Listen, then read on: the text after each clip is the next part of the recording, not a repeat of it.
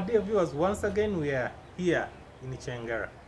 We have the proprietors of the the group which is doing business here in the area of mushrooms. So allow me to introduce to you the proprietor. He will introduce himself, tell us the names, and also I would like to know the background of who you are and what you do, and then as you lead us into what you're doing right here. You're welcome. Okay, thank you, Mr. Kenneth. My name is Muamara Sulaiman. I'm among the proprietor of Nazir Contractors Uganda Limited. We are dealing in a number of Nazir Contractors Uganda Limited. Okay. We are dealing in a number of activities, basically what is environmentally friendly. We are dealing in mushroom growing. We have different types of mushroom growing. We have Ganodama, we have Starchy, and others.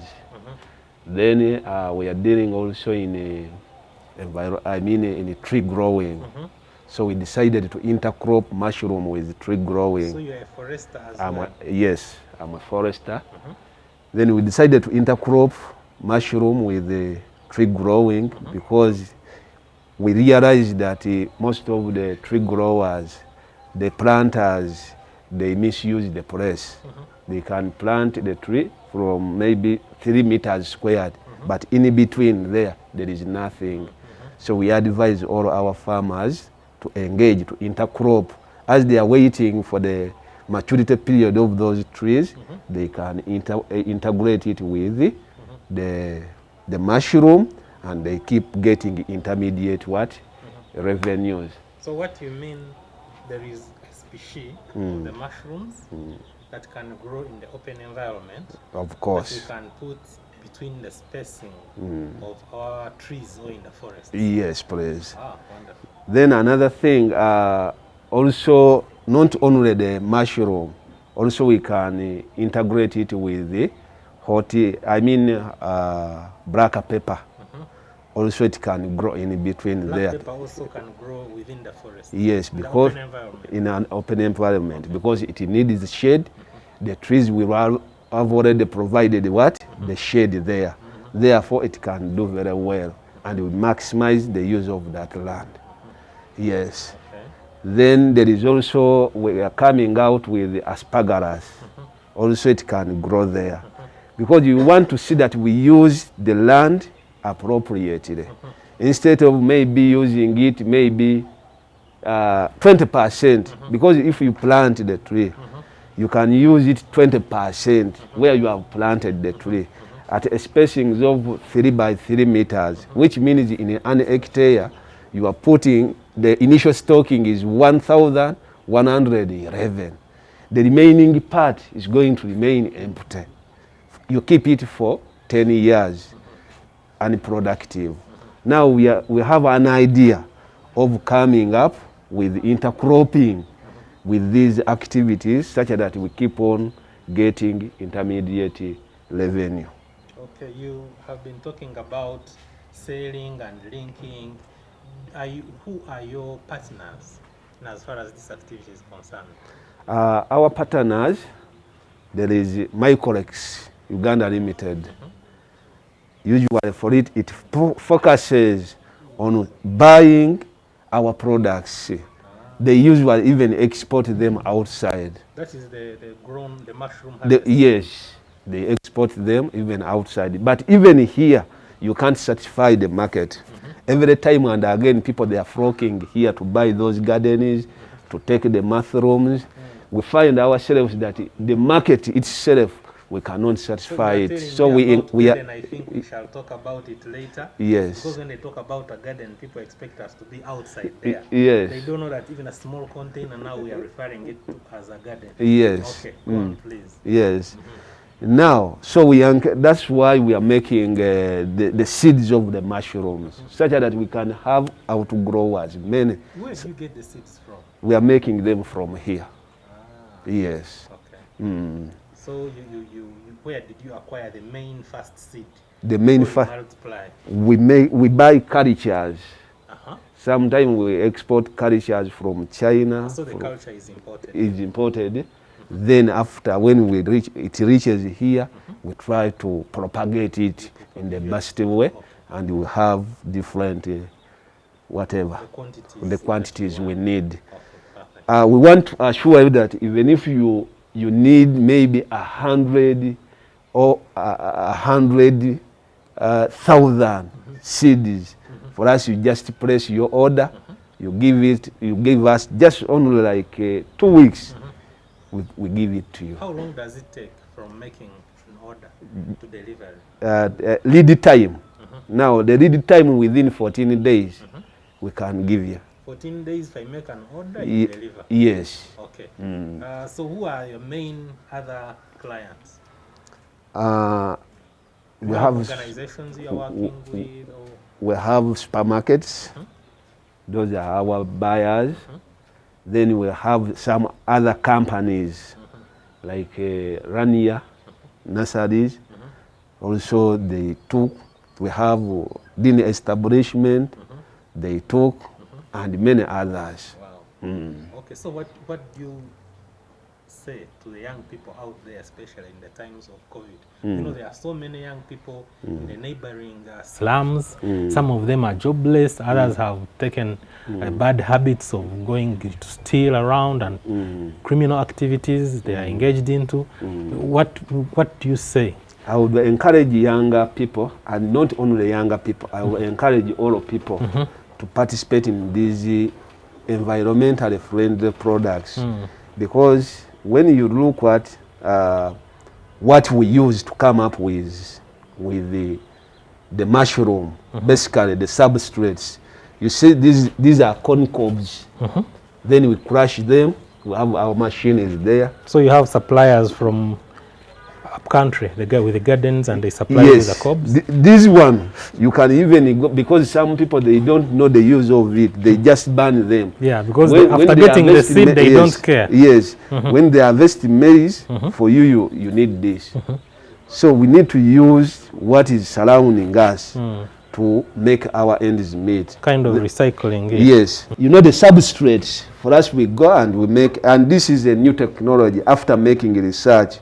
Because formerly people there were customized on maybe pamba and other things, but after pamba is very scarce, we sit down with our technical team to come up with these alternatives. Then when we get these corn cobs, then we collect them from the garden. Most of the maize growers there, they don't know the use of these things. And for them, after maybe taking their maize, they burn them. But for us, it is our task. We tell them, please don't burn. We shall buy from them. After buying them, we bring them here. When they reach here, we crush this one into this one. Then yes. After crushing it with our milling machine is there, then we soak them. After soaking them, then we boil them.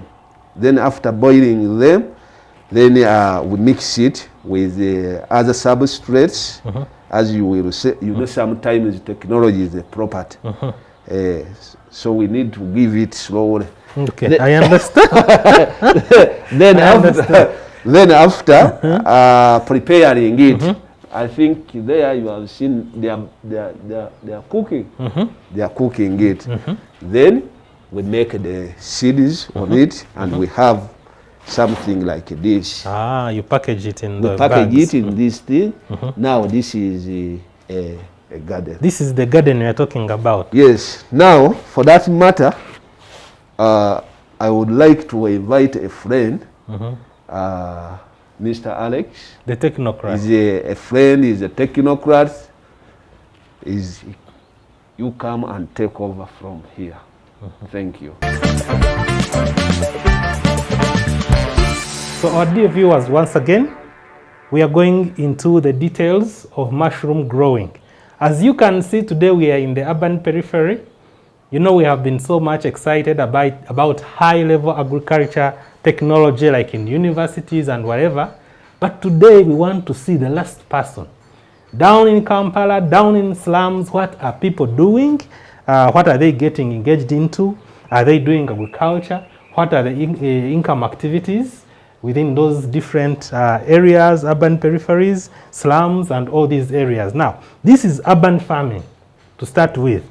Where we are now, I can say it's a garden. I know many of us are used to the word garden when it is in the outside environment.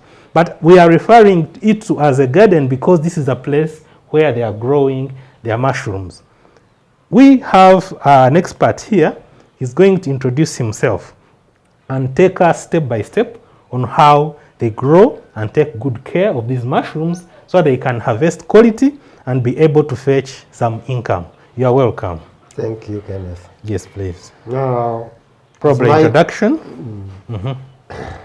I'm Musoke Alex, mushroom expert, and I've been in the field for the last 35 years. 35 years. Training farmers across the country and even the region.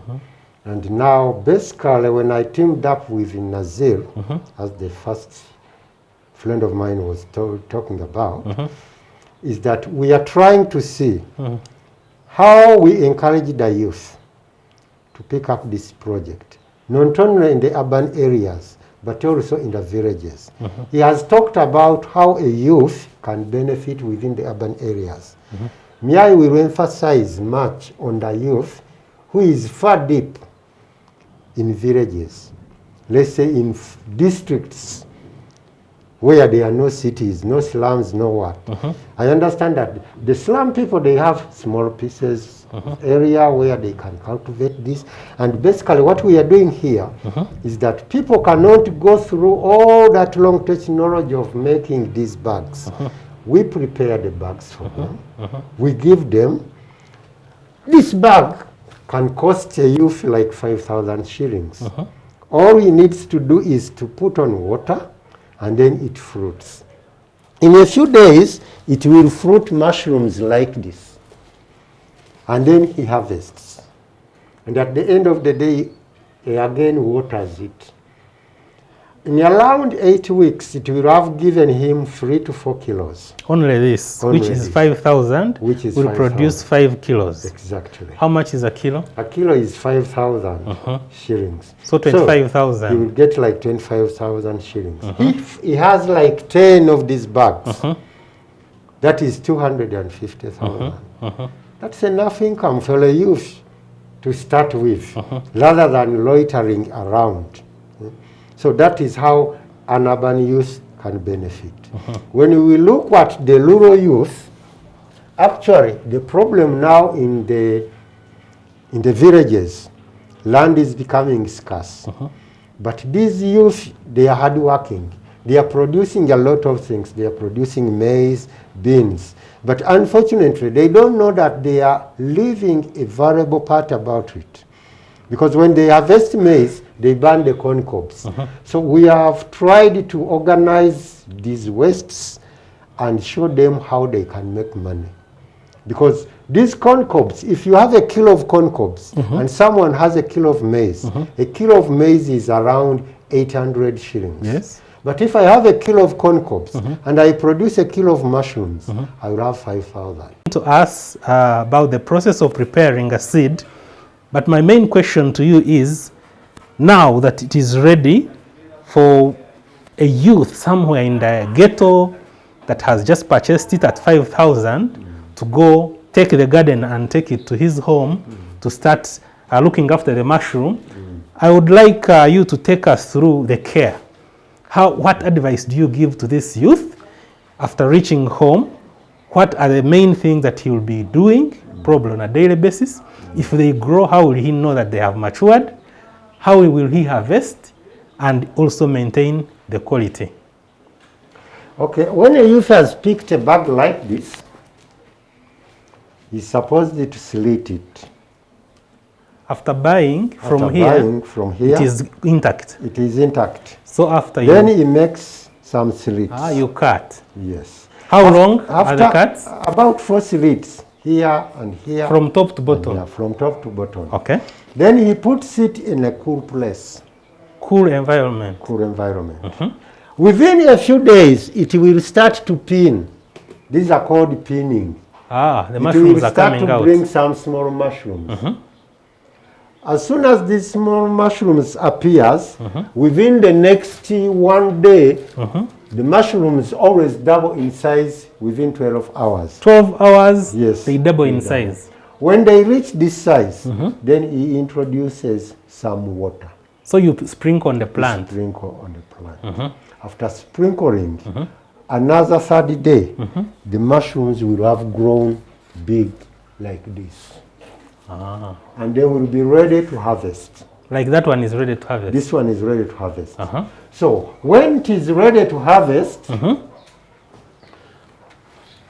they are so soft, you can just twist it. You can just pluck it off like this. Just like that. Just like that. And your mushrooms will be clean. Wow. You put it in a basket. And then you pluck another one. They are so soft. You just pluck it like this. Ah, it's easier than I thought. It's easier. And sometimes when they are, these, we call these undeveloped primordia. If you leave them there, it will not bring more mushrooms. But you have to clean it. Where you have harvested, you have to remove them. You have to remove it like using a knife. Using a knife. Then you pave a way for another for new ones to come.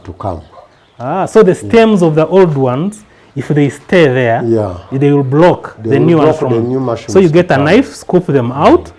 Actually, this is one of the problems with mushroom growers. They tend to complain that mushrooms take long to come again, not knowing that they have not cleaned the garden. They have not removed the stem remains. And when you have your cluster like this, these are beautiful clusters. So this is what you call the best. The best. These are clusters. This one is slightly bit overgrown. Some people like them for making pizzas, but for cooking, this is the best size. The one which is not overgrown. This one is more tender. Even this one is good. So as it grows, it becomes a bit tough. Exactly.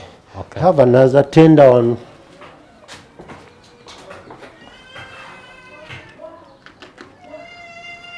So the younger they are, the tender they can be. And the taste they are. And even the price. So the taste and the tender aspect comes in with the age. The age. Okay. So once you have this is now ready for the market. You can weigh it in kilo. A kilo is 6,000. 6,000. You can put it in packets. Or you can put it in buvela. We have some vendors who just put in buvela like this. He puts a cluster like this one, he puts in a buvela like this. And sells the way it is. And then he sells away. So it depends on your marketing strategy. You can split a kilo into about 5 packets. You sell each packet at 2,000 and you get your 10,000. Or you can sell at whole price. 1 kilo at 6,000. Interesting. So now I think we can visit the where we are processing we call them waste substrates. When the mushrooms have exhausted, we don't throw it away. We compost it to produce maggots to feed the chicken. And after that, we take it in the garden. Okay. Yeah.